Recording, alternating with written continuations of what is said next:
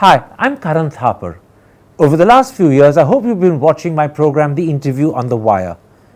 During that period, I've interviewed doctors, politicians, businessmen, scientists, authors, and even the occasional Nobel laureate. For me, it's been exciting. I hope it's been enjoyable for you. But these, as you know, are tough times, and if this program is going to remain bold, independent, and sometimes even defiant, then I think we need your support. At the end of the day, it's a truism, but editorial independence is best defended by the viewers. So if you would like this program to remain the way it is, forthright, outspoken, and interesting, then would you consider supporting us? All you have to do is to click on the description at the bottom. But more than anything else, I hope you will continue to watch the interview. Your viewership means an awful lot to me.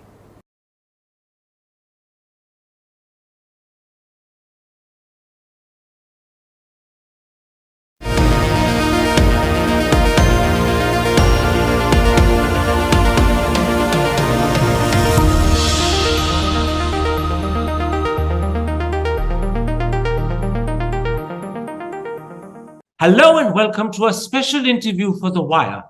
The recent BBC documentary on the 2002 killings and Narendra Modi has revealed two very important but so far unknown facts.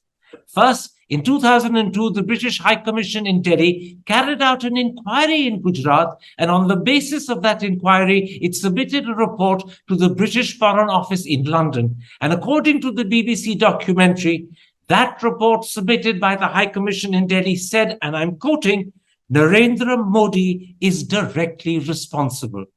And the second important fact revealed by the BBC is that Jack Straw, who was the British Foreign Secretary at the time, was deeply concerned about what he was hearing from his diplomats about Narendra Modi and about the Gujarat killings of 2002. And this is what Mr. Straw said to the BBC documentary. I'm quoting again. These were very serious claims that Chief Minister Modi had played a proactive part in pulling back the police and tacitly encouraging the extremists. And then Mr. Straw pointedly added, this was a particularly egregious example of political involvement to prevent the police from doing their job, which was to protect both communities, the Hindus and the Muslims. Joining me now from Britain is Jack Straw himself to talk about that Foreign Office report and also to talk about his concerns in 2002 when he was British Foreign Secretary. Mr. Straw, let me start with what the Foreign Office report reveals according to the BBC documentary before I come to your thoughts and concerns in 2002 when you were Foreign Secretary. First of all, the BBC says the report said that the extent of the violence was much greater than reported. More importantly, the report said this was a systematic campaign of violence and it had all the hallmarks of ethnic cleansing. How did you respond when you heard that your own diplomats believed ethnic cleansing was happening in Gujarat under Narendra Modi's chief ministership? Well, look, have long been very familiar with the history of India and the independence in 1947 and the communal violence which then took place. And indeed, I was in India in amongst many other visits in 1992 when there was the great demonstration against the Ayodhya Mosque, and that led to communal riots. We were caught up in when I was sitting in a vehicle as the police and rioters in Mumbai were throwing rocks at each other. So I'm familiar with some of the background. When this happened, of course, the first concern that all of us had was for the 58 Hindu victims of the fire on the train, which was actually coming from Ayodhya, and of their families. And of course, we were very concerned about that. But it very quickly after that, I mean, that appears to have been an accident, but no one's quite sure. It may have been arson. But very quickly after that, there were suggestions that it was arson, that this was all got up by, quotes, Muslim extremists.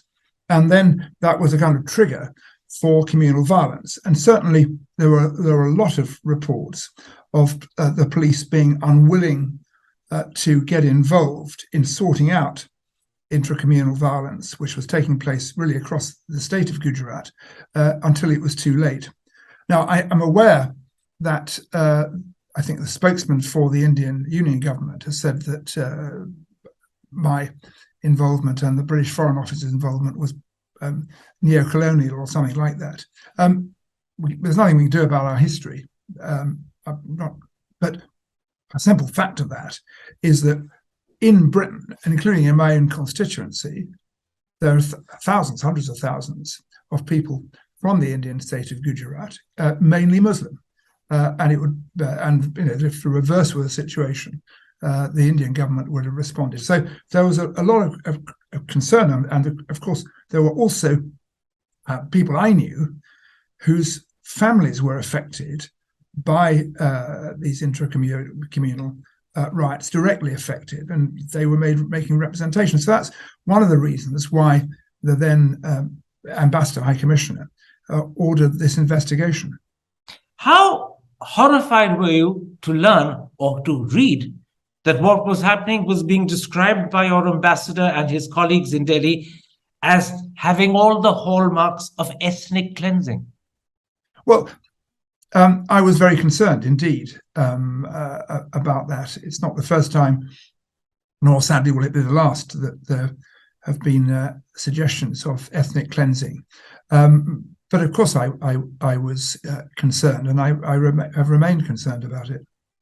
Now, the report goes on to say, according to the BBC, and again I'm quoting, the VHP and its allies. The VHP is an organization called the Vishwa Hindu Parishad. Yeah. It's a Hindu organization.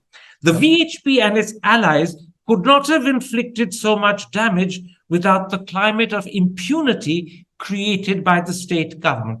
And then very pointedly, the report adds in the next sentence, Narendra Modi is directly responsible.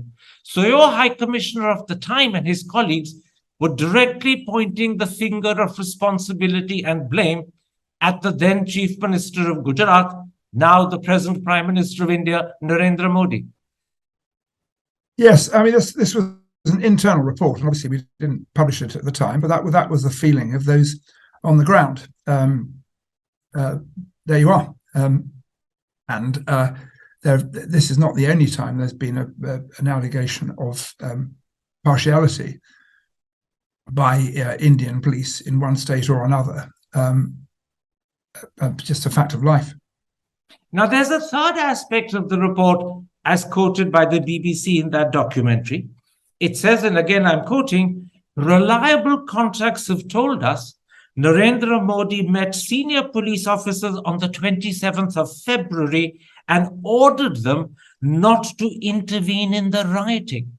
Although the report goes on to say that police contacts deny this meeting happened, it's quite clear that the authors of the report did believe that Narendra Modi had told police officers not to intervene in the rioting. And that clearly means, does it not, that it wasn't just a climate of impunity that Mr. Modi and his government were creating, but they were actually actively assisting the rioters by not stopping them and by allowing them to carry on by telling the police don't intervene. Well, that was the allegation at the time, and that was the belief. Now, look, I wasn't there, and there, as you've brought out, there were conflicting views about whether this meeting between Mr. Modi and senior police officers had or hadn't taken place, and also what was said at it. But what I would say, I have no idea what Mr. Modi was thinking at the time, but what is clear is that there having been a most terrible accident, or call it something else, of the burning of all those poor people in the train, Hindus in the train, that this Gujarat was then faced with a very difficult situation because of the history of communal violence, and that required effective policing. And that effective policing did not take place until really quite late. That's the fact of the matter. I was British Home Secretary before I was British Foreign Secretary and in charge of the police here. And if things go badly wrong or riots get out of hand, the person who's in the hot seat takes responsibility. Absolutely. And the reason why effective policing did not happen, according to the report submitted to you, is because the chief minister of the state, the man who was ultimately responsible for ensuring that effective policing does happen, stepped in and stopped the police from acting. That's what the report said. Yes, well, that's a matter of fact. That's what the report does say. I mean, if you're asking me to say, do I know for sure what happened? We're now 21 years after the event. What can I say? But that was the conclusion of people on the ground. Let's come to your response and your reaction when you read this report, because you were, after all, Foreign Secretary at the time and the man ultimately responsible under the Prime Minister for British foreign policy. What was your response when you read that there was ethnic cleansing allegedly happening, that the Chief Minister was directly responsible, that the Chief Minister had intervened to stop the police taking action to stop the rioters? What was your personal response when you read this? Yeah, just 1 second. The dog is barking at the postman and making a fantastic racket. I'm going to have to close the door, so you better just hang on 1 second.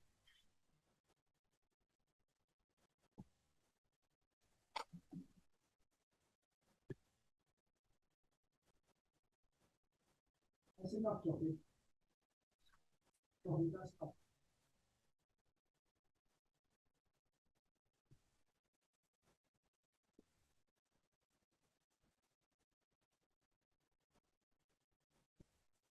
Yeah, sorry about that. Let's go. Would you like me to repeat the question?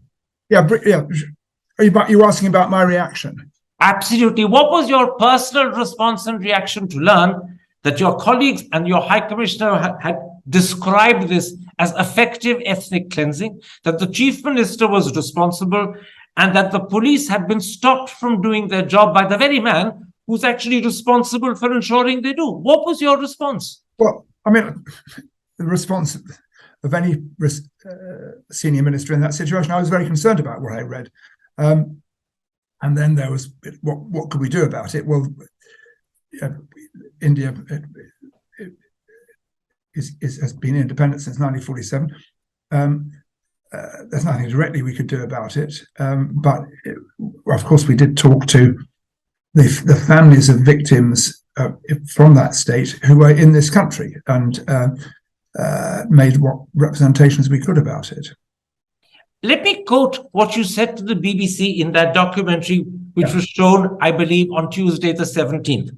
I'm quoting your exact words. These were very serious claims that Chief Minister Modi had played a proactive part in pulling back the police and in tacitly encouraging the extremists. And then you went on to tell the BBC this was a particularly egregious example of political involvement to prevent the police from doing the job, which was to protect communities, i.e. both communities, Hindus and Muslims.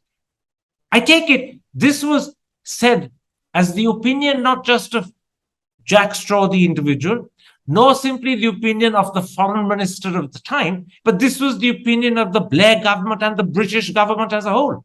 Well, the only senior minister dealing with it at the time was me, so I can't speak for Mr. Blair. I'm not. He had other things on his desk at the time, concerned though he was. But it was our view. But I'm afraid to say, the history of the Indian subcontinent is that there has from time to time been serious communal violence. If you want to try and allocate historic responsibility, that goes back to the time of the British Raj, when the British government and the East India Company sought to play one community off against each other, and so on. but anyway, that was the position.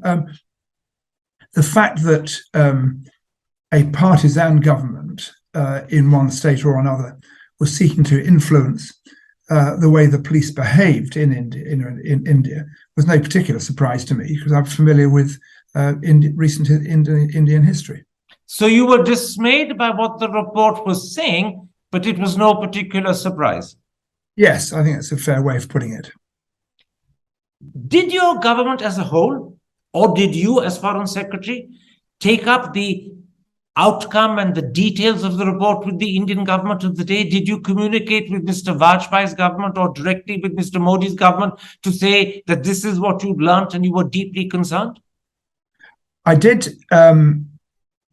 talk to the Vajpayee government, and particularly to my opposite numbers as foreign minister, with whom I had very good relations. I'm pretty certain that I did that. I should also say that I'd been in very, very close contact and cooperation with the Vajpayee government about over the whole of 2002, about the attack on the Lok Sabha in mid-December 2001, which led to a very great increase in tension across the line of control. And I was highly publicly critical of the Pakistani government for what I described at the time. I think for the first occasion ever that a senior minister said this, of state-sponsored terrorism by Pakistan. So I had good relations with them, and I'm sure I did discuss it. But at this distance, I can't remember exactly what was said. Okay, you believe, discuss this with the Vajpayee government, and probably in particular with the foreign minister of the day, who was Jaswant Singh, but you can't recall what they would have said in reply. No, I mean, but yes, I think I certainly would have been raised. Yeah. How did you feel when a few years later, India's Supreme Court exonerated Narendra Modi? The position the court took is that there was no evidence of his complicity. Well, this shows that I'm aware of that decision. I mean, I was always extremely careful about what I said publicly about the position of Mr. Modi or other ministers from Gujarat. And I was in a personal position to allocate responsibility. Our diplomats did the best job they could, but they weren't trained investigators, so they came to their conclusions. And what we know for certain is that it was a terrible situation. We also know that there was a failure of policing, leave aside who was responsible, in the aftermath of the fire on the train, which killed the 58 Hindus. So we knew that, and obviously I accept the view of the Supreme Court if it was as you say, but that was much later. Tell me, what would have happened in Britain in a similar situation where there was no personal involvement proven, but clearly there was a failure, a systemic failure? Would the head of government have automatically accepted moral responsibility and resigned? And more importantly, would it have been widely expected of him to accept moral responsibility and resign?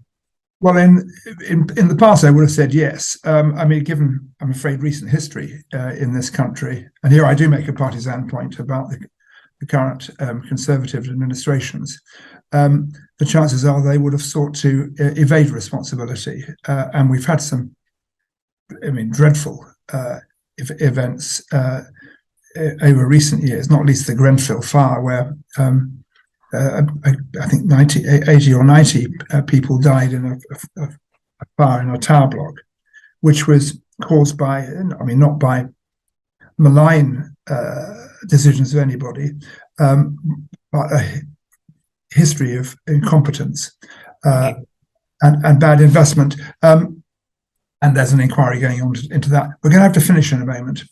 Very quickly, I want to put to you what the Indian Foreign Office spokesperson has said, First of all, as you suggested, he's claimed that the British High Commission had no right to carry out an inquiry and investigation in 2002. He calls it a colonial mindset, and he asked, are they ruling the country? How do you respond to that? Well, the British High Commission were always, 20 years ago, still more, very sensitive to the fact that the United Kingdom had indeed been the colonial master until 1947. And that's placed a special responsibility on how we behaved subsequently. And so would I, as foreign minister, when I happened to be reasonably well versed in the history, not only of India, but also of Britain's role in India. And most of it, the East India Company, and then completely racist colonial administration, which occurred after the 1857 uprising, was pretty dreadful. So I mean, I'm not here to defend that, but it's just a fact of life. But how I respond to it is that the results of Britain's involvement with India, as I'm afraid, created a long-term bond between these two countries. And it's not about government, it's about peoples. I mean, just as the Mughal invasions and those from the west, from what was then Persia, and to the west into India, over centuries before the East India Company got there, has changed the nature of India. So our involvement has changed not only the nature of India, but also changed the nature of Britain. So the constituency which I represented in a textile area of Lancashire, 50 years ago, probably about 5% of the population were non-white, if fewer. And today it's 40% and rising. And we are forever linked to India. When Blackburn was at its height in terms of its prosperity, it was prosperous because 80% of what the mills made was exported to India and to China, and we prevented the Indians from running their own mills. If I understand you correctly, and I'm repeating what you said to me on the phone in our earlier conversation, one of the reasons why the British High Commission in India felt it incumbent to do an inquiry and send back a report is because you have many citizens who are British citizens, but of Gujarati Muslim origin, and you owe a duty to them to try and find out what is happening to their relatives and their loved ones. And so it was nothing about being post-colonial. It was everything to do with concerns of our constituents.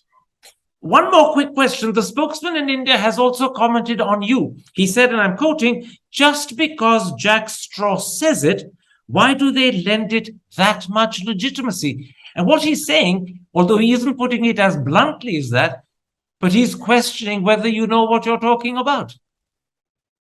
Oh, well, that's for others to judge. But I do my best to be measured in what I said. I always have done, and I've been very careful in this interview as well. One last question. It's not to do with the report, but it is to do with Mr. Modi, a visit he paid to England in 2003, shortly after the 2002 killings, when he was Chief Minister of Gujarat, and you were Foreign Secretary at the time. Satyabrat Pal, who was India's Deputy High Commissioner in England in those days, wrote an article in 2015, which was reprinted 3 days ago, where he said that the British Foreign Office had contacted the Indian High Commission to say Mr. Modi must not visit England in 2003 because you were very seriously worried there could either be a citizen's arrest or maybe a magistrate might actually order an official arrest. This message was conveyed by the British Foreign Office to the Indian High Commission. Mr. Pal says it was passed to Mr. Modi. You were very keen that Mr. Modi not visit, but Mr. Modi chose to disregard your advice. He chose to disregard the advice of the Indian High Commission in Britain, and he did come.